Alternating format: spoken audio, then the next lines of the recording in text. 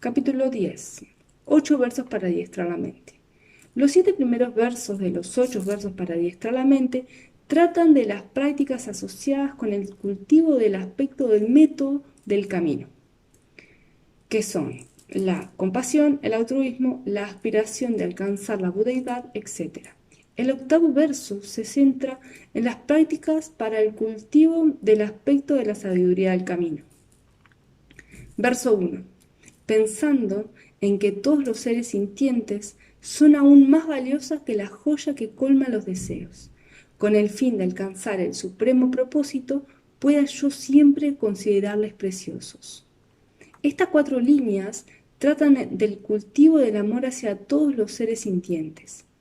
Lo que recalca principalmente este verso es que se debe desarrollar una actitud que permita considerar a los demás como seres preciosos, como si de joyas preciosas se tratara. Se podría preguntar, ¿por qué necesitamos cultivar el pensamiento de que los demás seres sintientes son tan preciados y valiosos? En cierto sentido, podemos decir que los demás seres sintientes son realmente la fuente principal de todas nuestras experiencias de alegría, felicidad y prosperidad. Y no solo en lo que se refiere a nuestro trato cotidiano con otras personas. Podemos ver que todas las experiencias deseables que apreciamos o aspiramos a obtener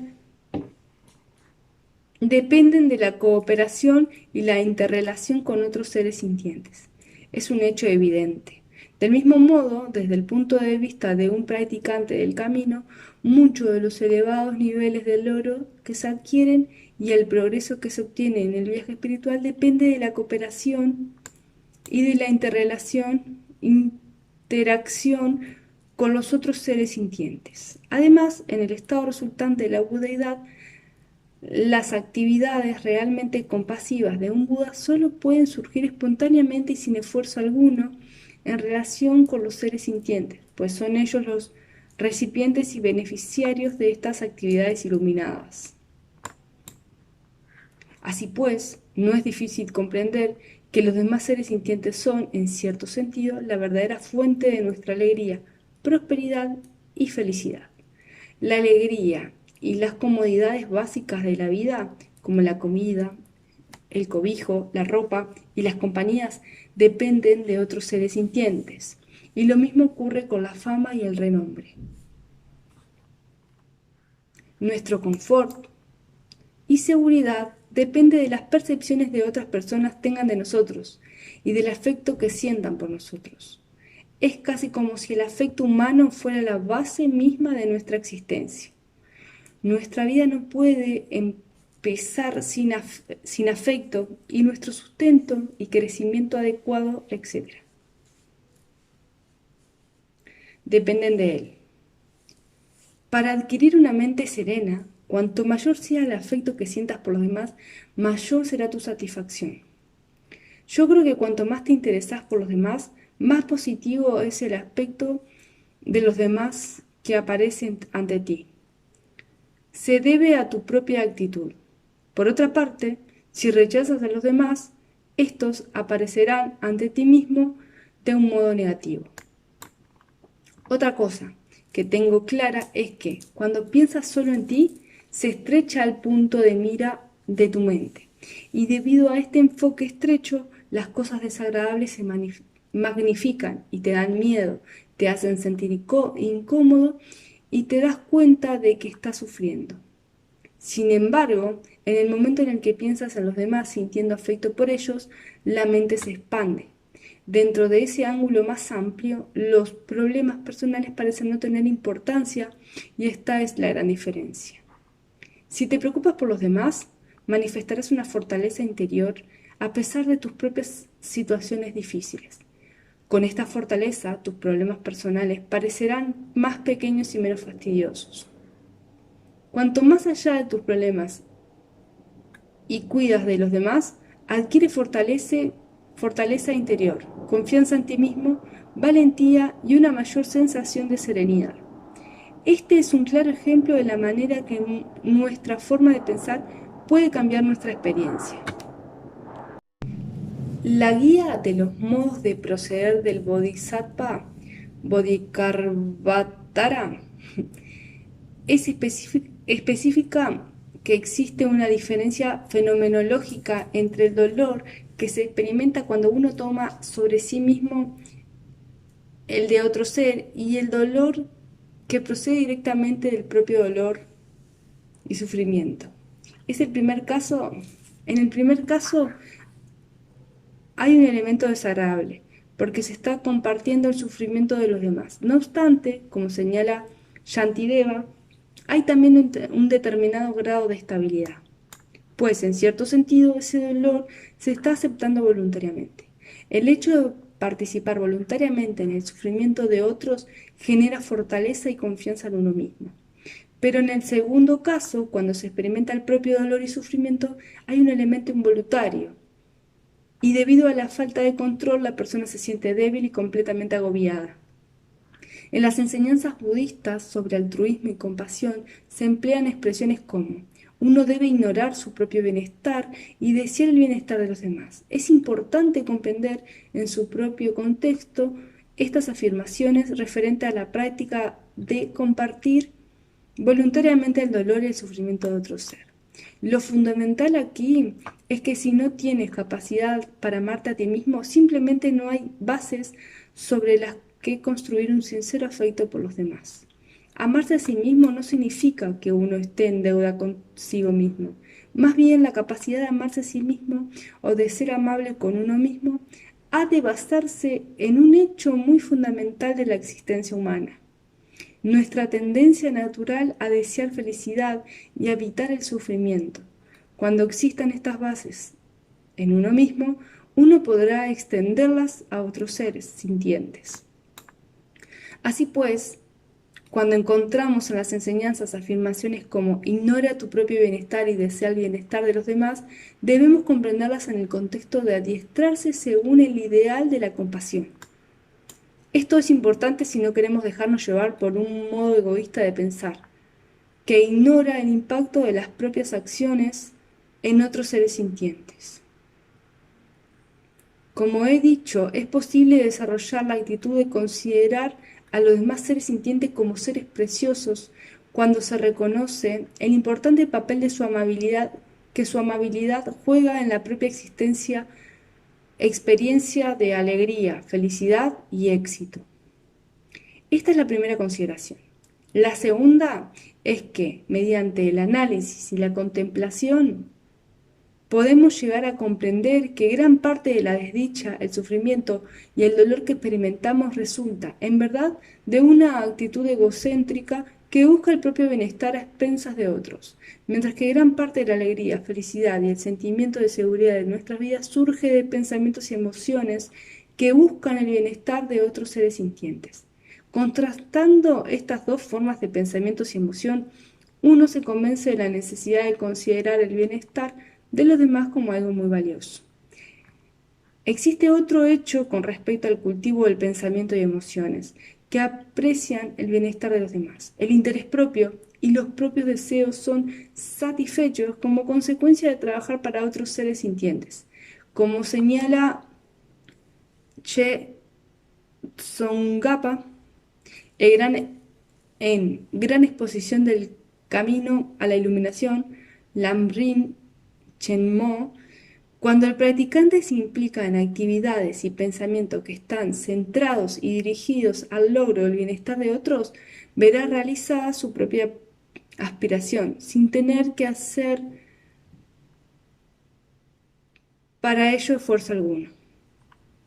Quizá ya habéis oído el comentario que hago muy a menudo de que, en cierto sentido, los bodhisattvas, los practicantes compasivos del camino del bodhicitta, del budista, son inteligentemente egoístas, mientras que las personas como nosotros somos egoístas estúpidos. Pensamos en nosotros e ignoramos a los demás, y el resultado es que siempre nos sentimos desgraciados y sufrimos. Ha llegado el momento de pensar con más sabiduría, ¿no es cierto? Esto es al menos lo que yo creo.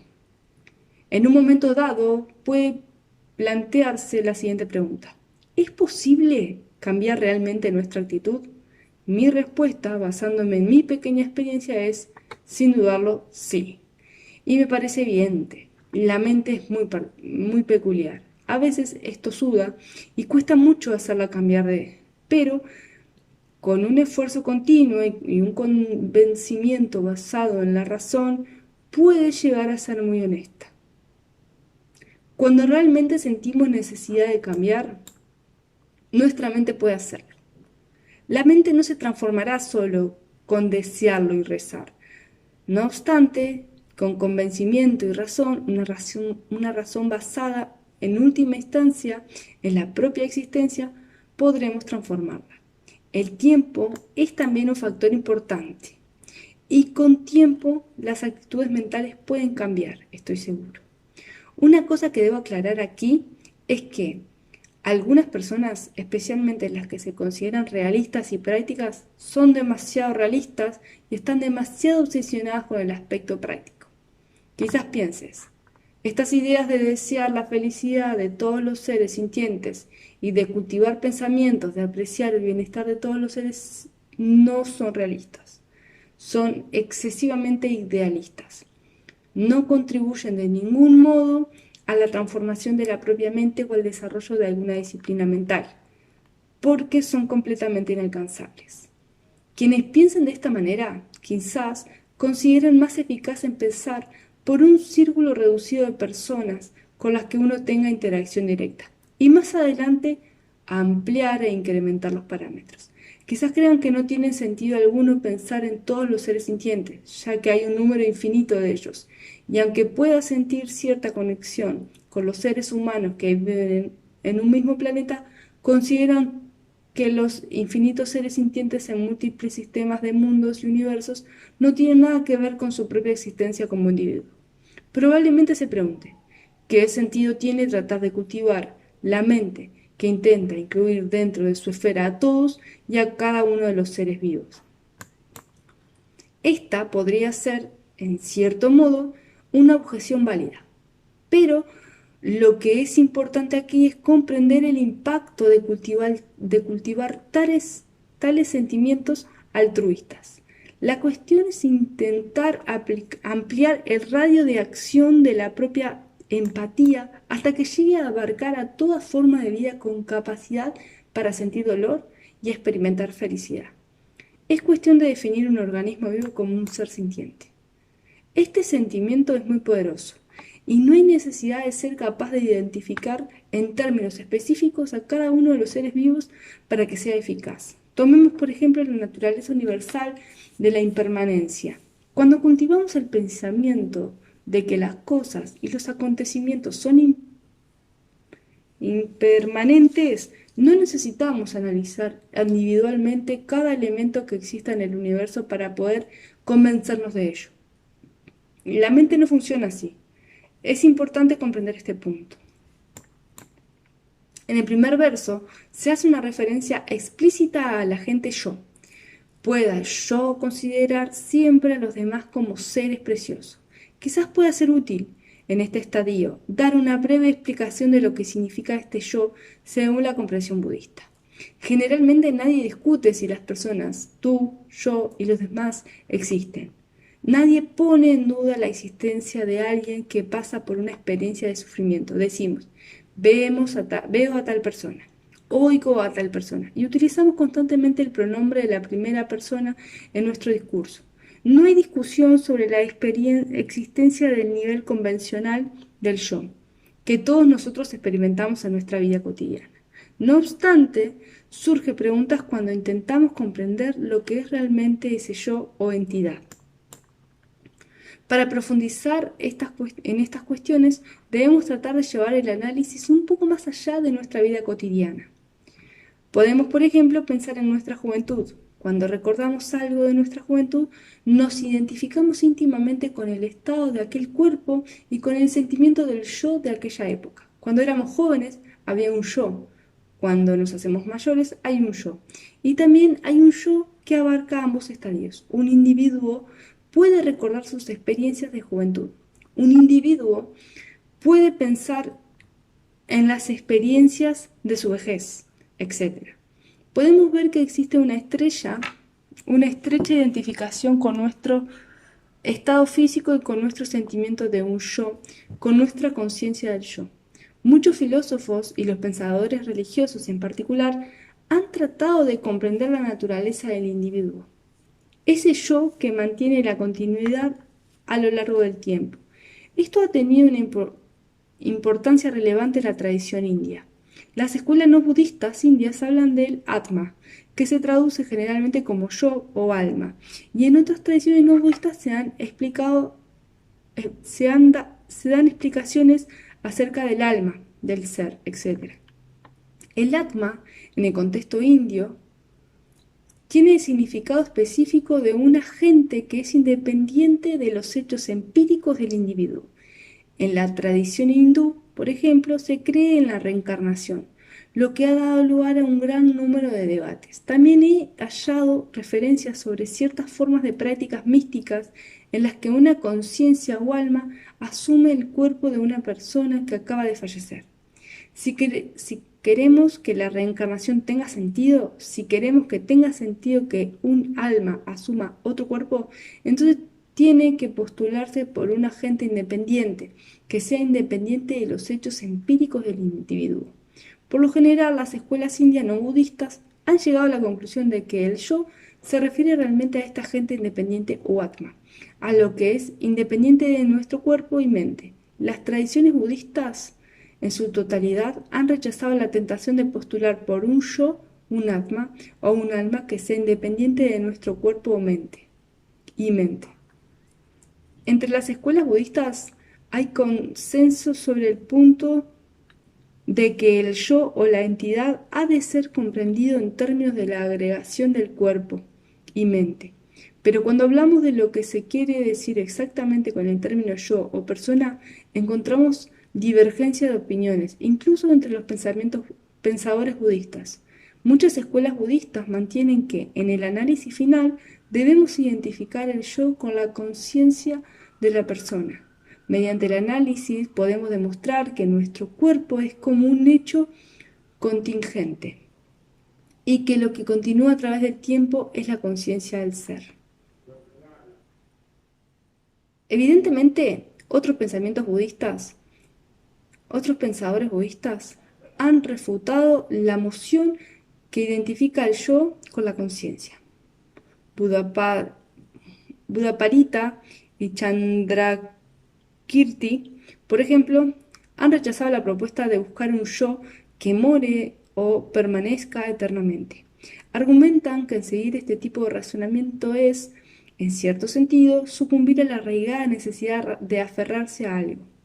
Un análisis de la naturaleza del yo, de acuerdo con este planteamiento, no producirá nada porque la búsqueda aquí implicada es metafísica. Es la búsqueda de un yo metafísico en la cual, como defienden Buddhaparita y Chandrakirti, vamos más allá del ámbito de la comprensión del lenguaje de cada día y de la experiencia de cada día. Por consiguiente, el yo y la persona y el agente han de ser comprendidos puramente en términos de modo en que experimentamos y sentimos nuestro yo. No tenemos que rebasar el nivel de comprensión convencional del yo y de la persona.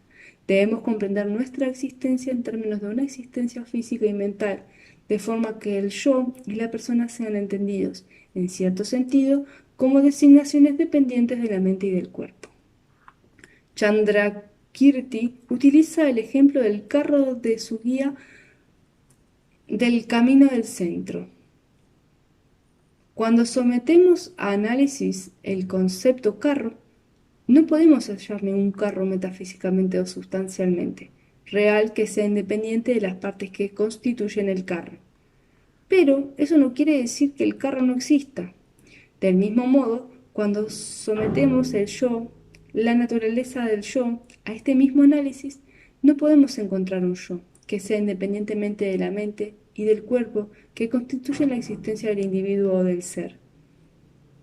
Esta comprensión del yo, como un ser originado dependientemente, tiene que ser extendida también a nuestra comprensión de otros seres sintientes. Los otros seres sintientes son, una vez más, designaciones que dependen de la existencia física y mental. La existencia física y mental están basadas en los agregados, que son los componentes psicofísicos de los seres. Verso 2. Donde quiera que vaya, con quien quiera que esté, pueda yo sentirme inferior a los demás, y desde lo más hondo de mi corazón considerarles a todos sumamente preciosos. El primer verso señalaba la necesidad de cultivar el pensamiento de considerar a los demás como seres sumamente valiosos.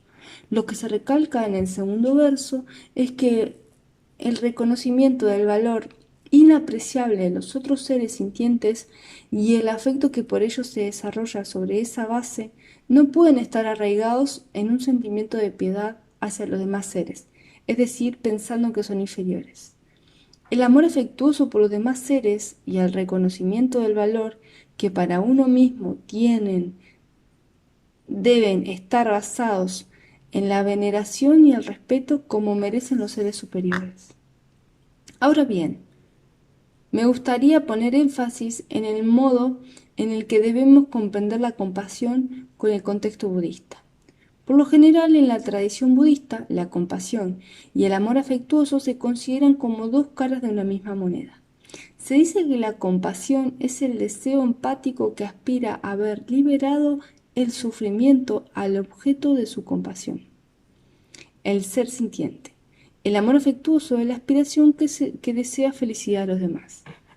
En este contexto, el amor y la compasión no han de ser confundidos con el amor y la compasión en el sentido convencional. Por ejemplo, experimentamos un sentimiento de proximidad con las personas que apreciamos, un sentimiento de compasión y empatía por ellos.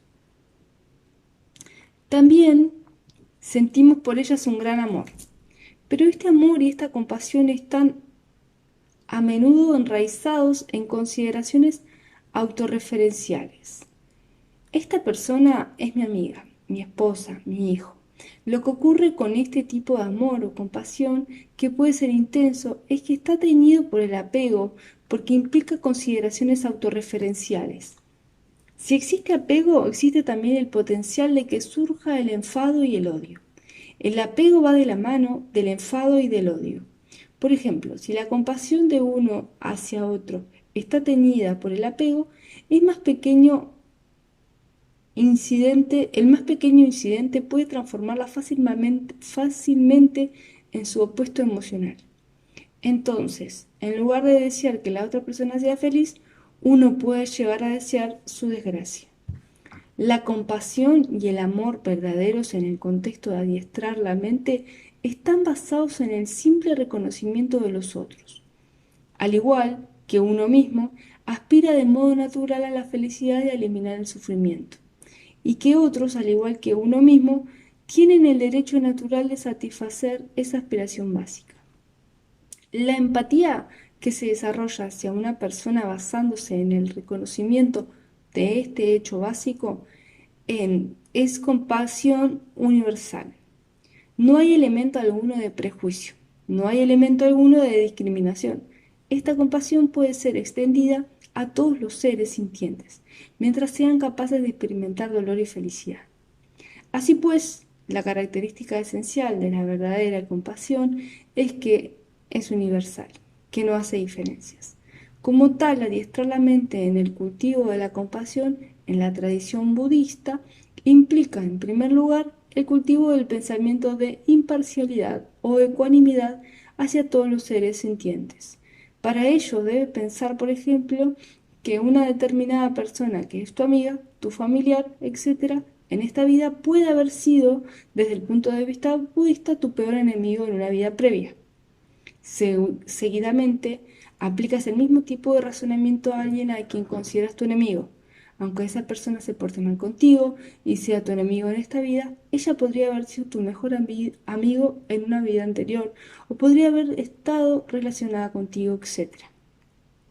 Reflexionando sobre la naturaleza fluctuante de las relaciones con los demás y también en el potencial que existe en todos los seres sintientes para ser amigos y enemigos, desarrollarás esta imparcialidad o ecuanimidad.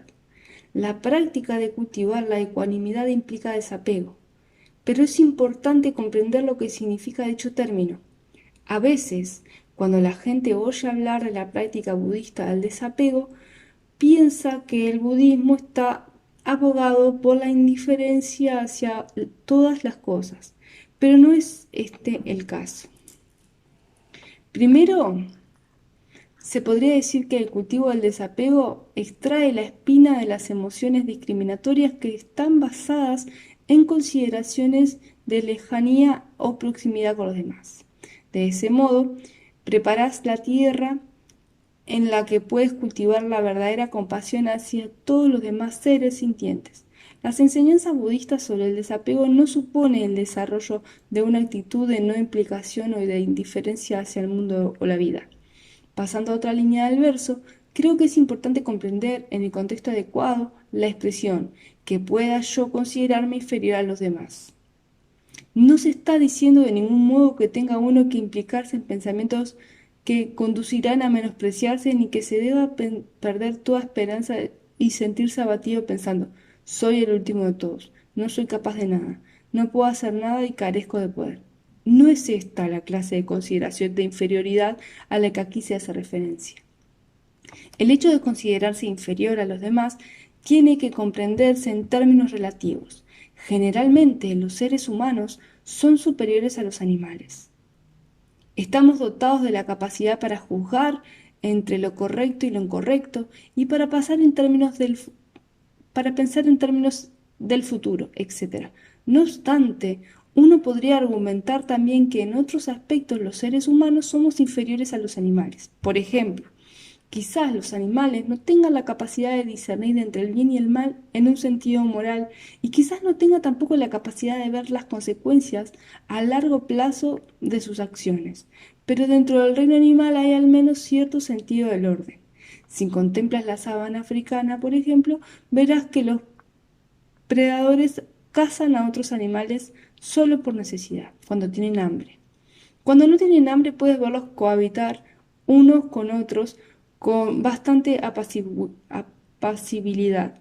Pero nosotros los seres humanos, a pesar de nuestra capacidad de juzgar el bien y el mal, actuamos a veces impulsados por la codicia.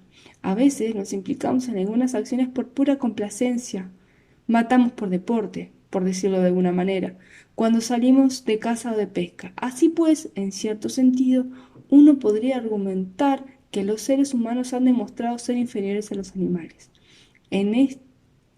Es en estos términos relativos donde podemos considerarnos inferiores a los demás.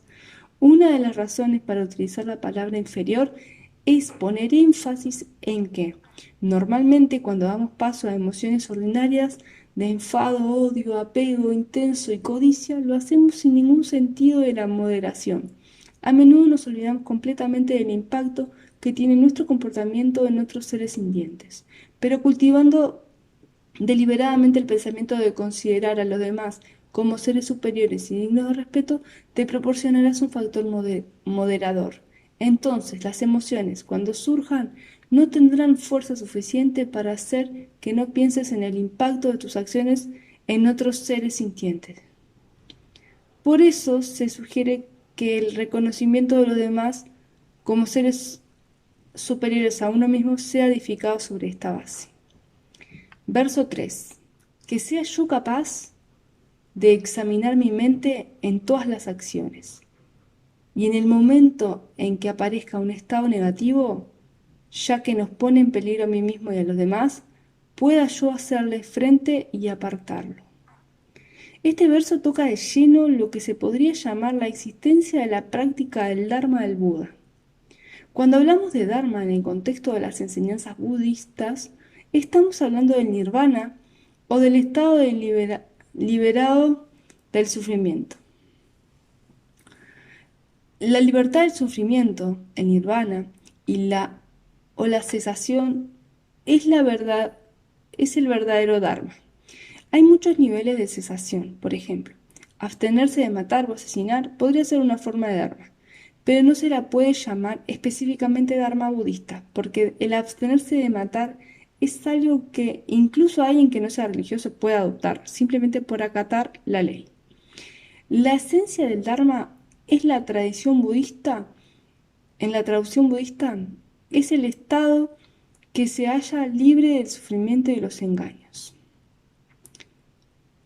que se encuentran en la raíz del sufrimiento. Este verso explica cómo combatir los engaños de las emociones y pensamientos aflictivos. Se podría decir que, para un practicante budista, el verdadero enemigo es el que se encuentra en su interior. Los engaños mentales y emocionales. Son estas aflicciones emocionales y mentales las que producen el dolor y el sufrimiento. La verdadera tarea de un practicante del Dharma del Buda es vencer a este enemigo interno, puesto que aplicar el antídoto a estos engaños mentales y emocionales se hallan en el corazón de la práctica del Dharma y es, en cierta manera, su fundamento. El tercer verso nos sugiere la importancia de cultivar la atención desde el principio.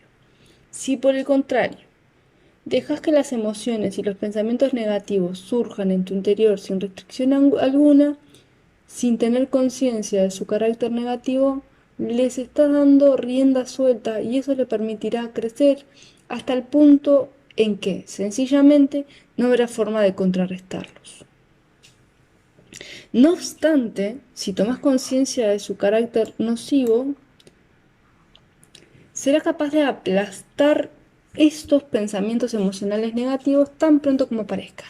No le darás la oportunidad o el espacio que necesita para desarrollarse y alcanzar su máxima expresión.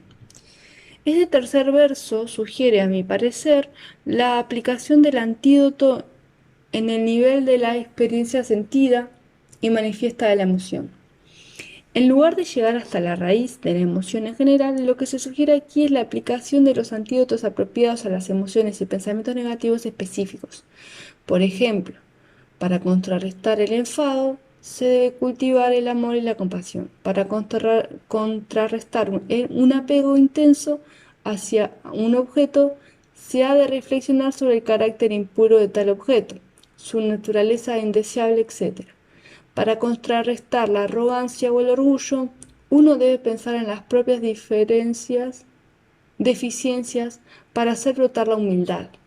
Por ejemplo, se puede pensar en todas las cosas del mundo de uno desconoce completamente. Tomemos por ejemplo a esta mujer frente a mí, que traduce mis palabras al lenguaje de los signos. Cuando miro los complejos gestos con los que efectúa la traducción, veo que no tengo ni idea de lo que significan, y darme cuenta de eso fomenta mi humildad. En mi caso, cada vez que siento un ligero hormigueo de orgullo, pienso en computadoras. Eso me calma inmediatamente. Verso 4. Cuando vea a seres de disposición negativa o a los que están oprimidos por la negatividad o el dolor, pueda yo considerarlos tan preciosos como un tesoro hallado, pues son difíciles de encontrar. La razón por la que los seres de disposición negativa se identifican separadamente como centro de atención en el adiestramiento mental es que cuando uno se encuentra con tales personas puede caer en la tentación de reaccionar de una forma muy negativa.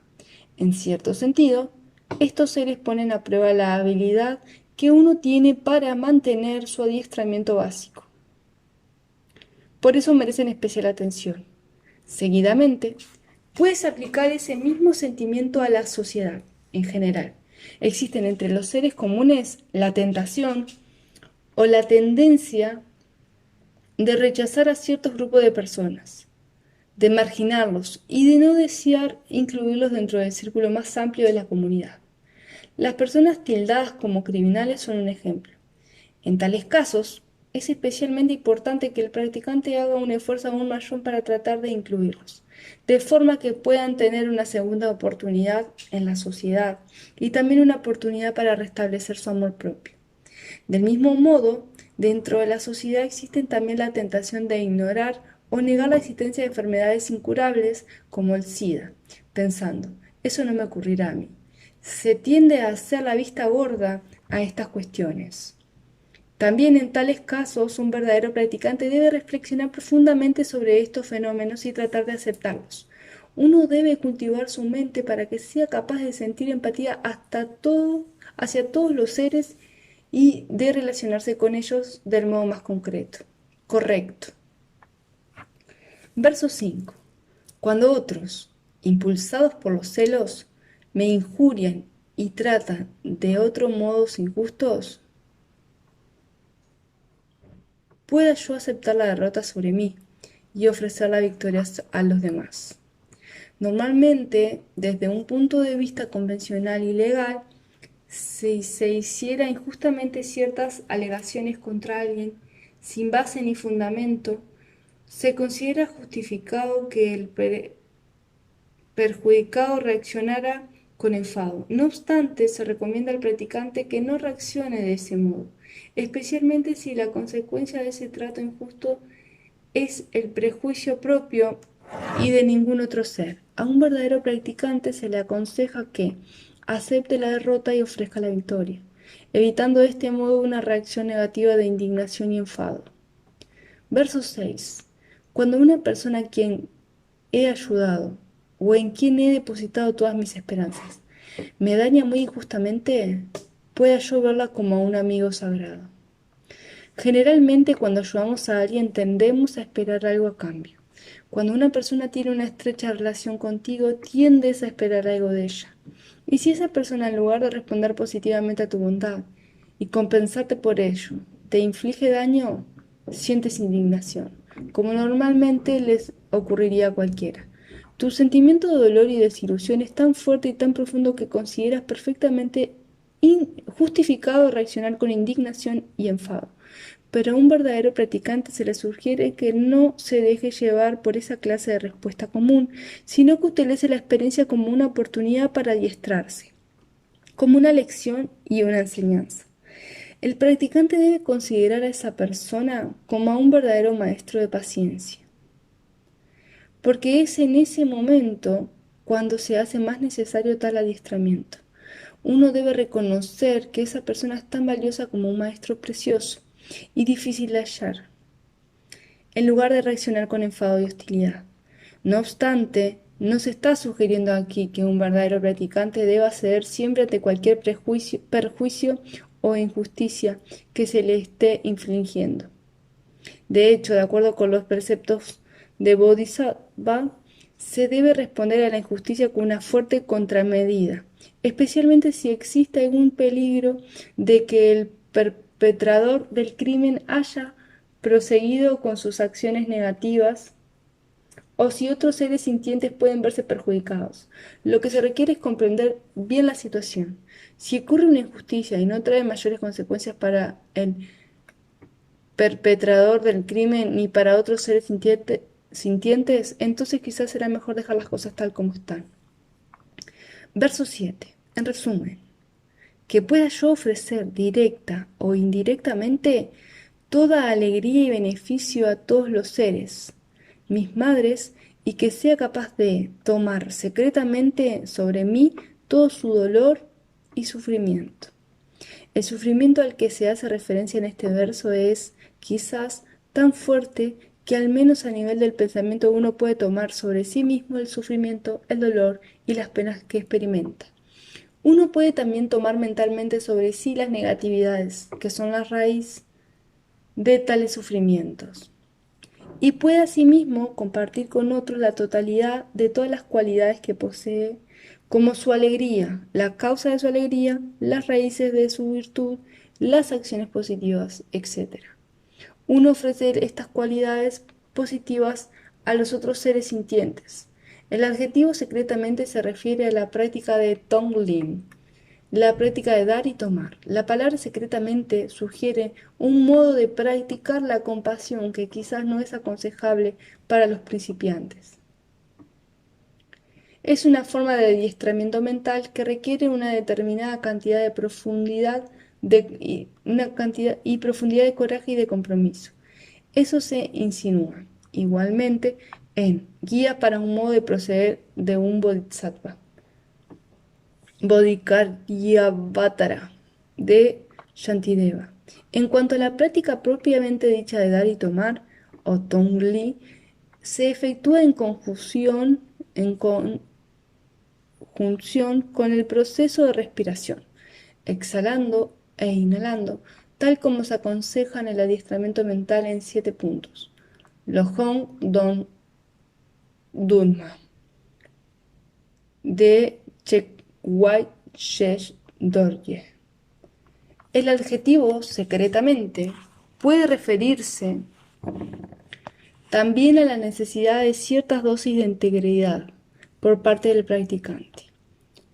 Es decir, que el practicante debe efectuar con discreción su práctica de Tonglen y evitar convertirse en un exhibicionista. Un verdadero practicante tiene que cultivar discretamente un adiestramiento espiritual como el Tonglen. De hecho, uno de los maestros tibetanos del linaje del adiestramiento mental, Chikawha Yeye Dorje, afirma que su adiestramiento mental en 7 puntos son los estados mentales y los pensamientos y emociones los que necesitan ser radicalmente transformados y reparados, pero que, en lo que se refiere a la apariencia externa de la persona, esta debe seguir siendo la misma. Lo que Chikawa señala aquí es que los practicantes corren peligro de sucumbir a la tentación de exhibirse. A veces lo que ocurre, especialmente en nuestros días, es que las personas cuentan solo con una pequeña experiencia.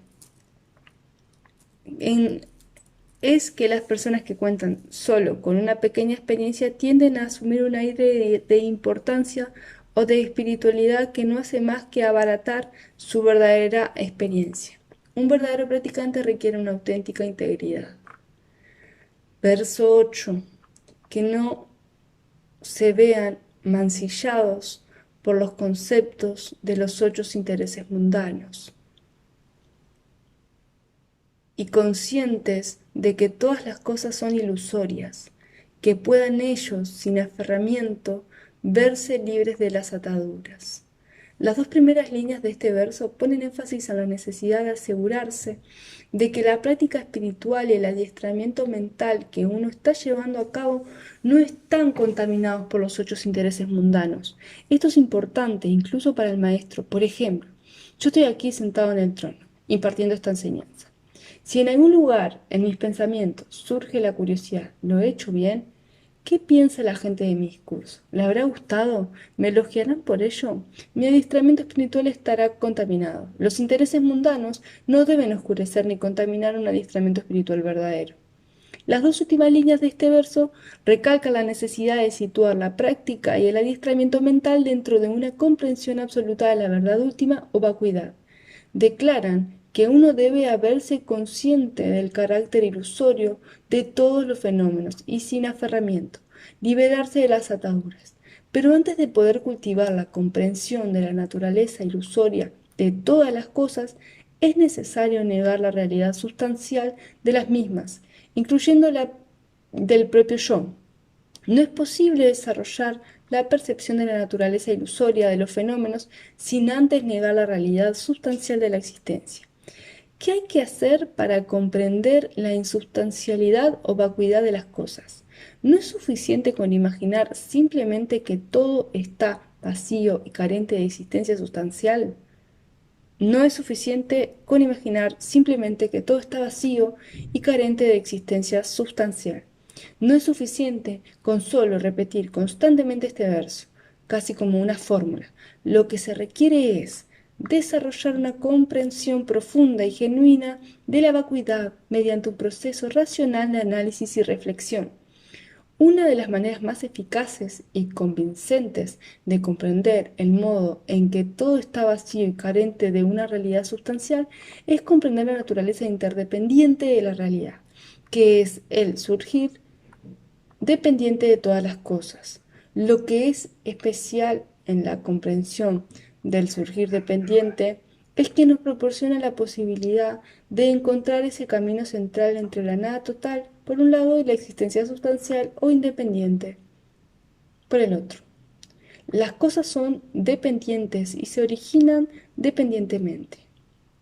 Esta comprensión por sí misma sugiere que los fenómenos carecen de una naturaleza independiente o que una existencia independiente o de una existencia independiente.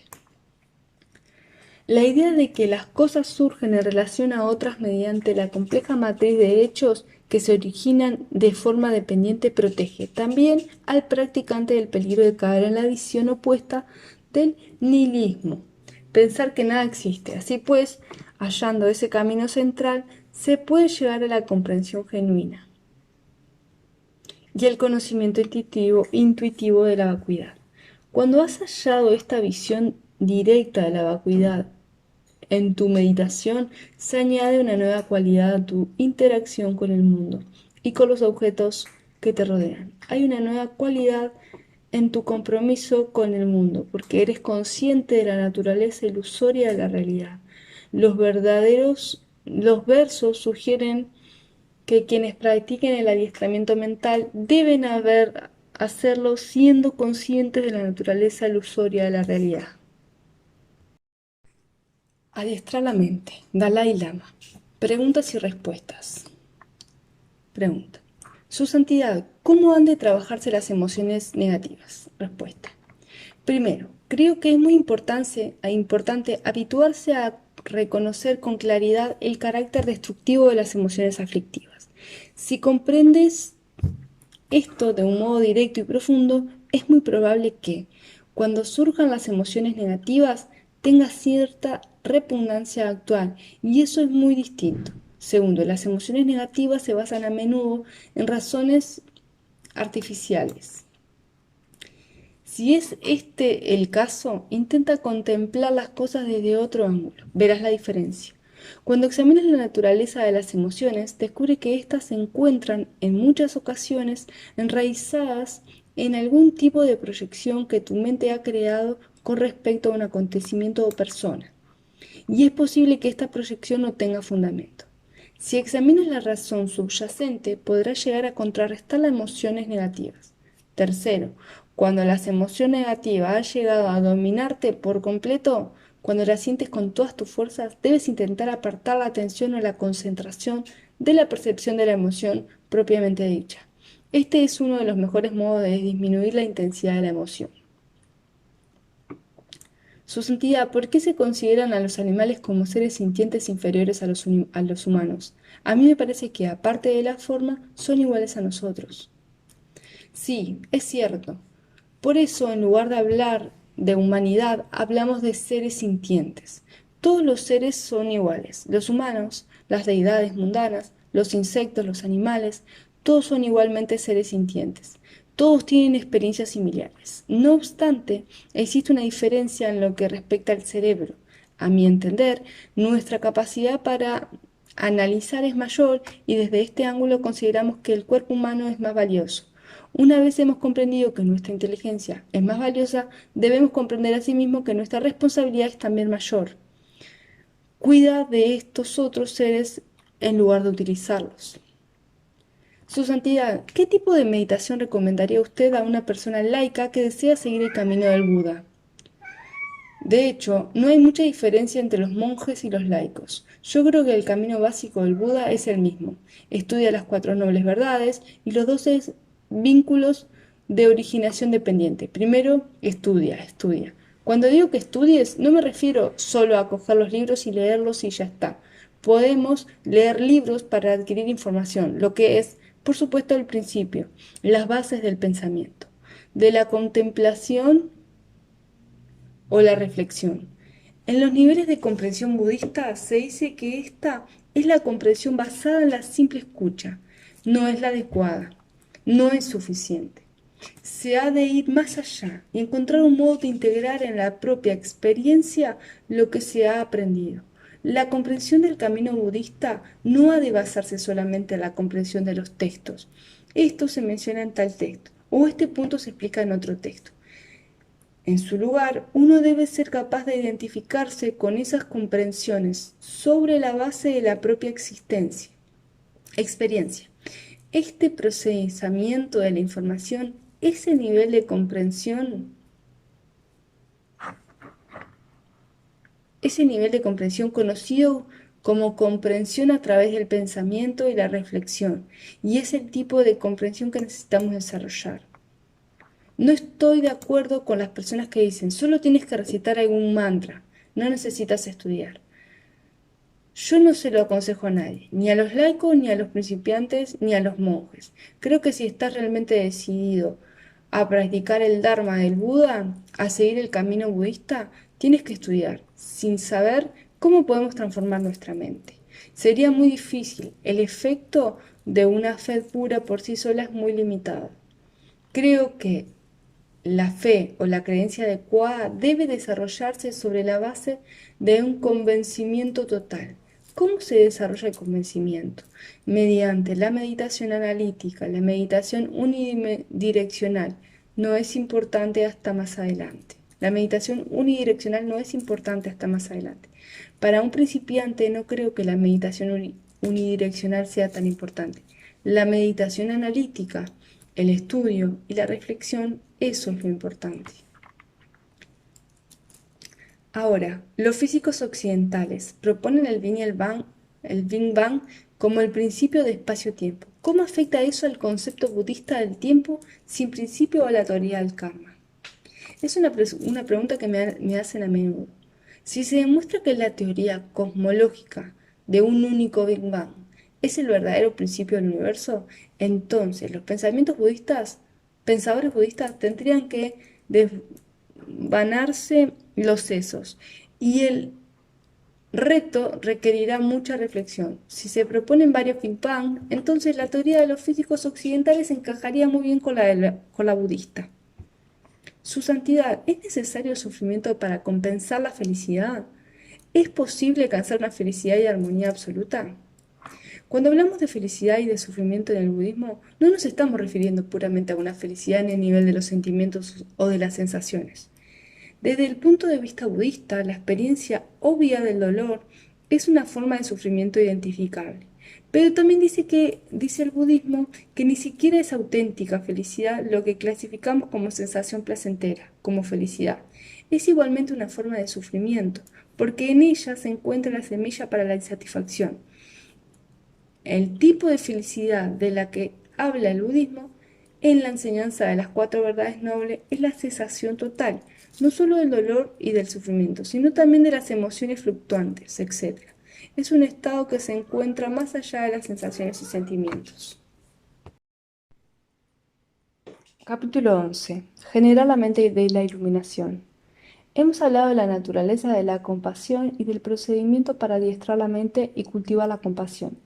Estos versos especiales que vienen a continuación se recitan con el propósito de generar la bodhicitta, la mente de la iluminación, el deseo de liberar a todos los seres del sufrimiento.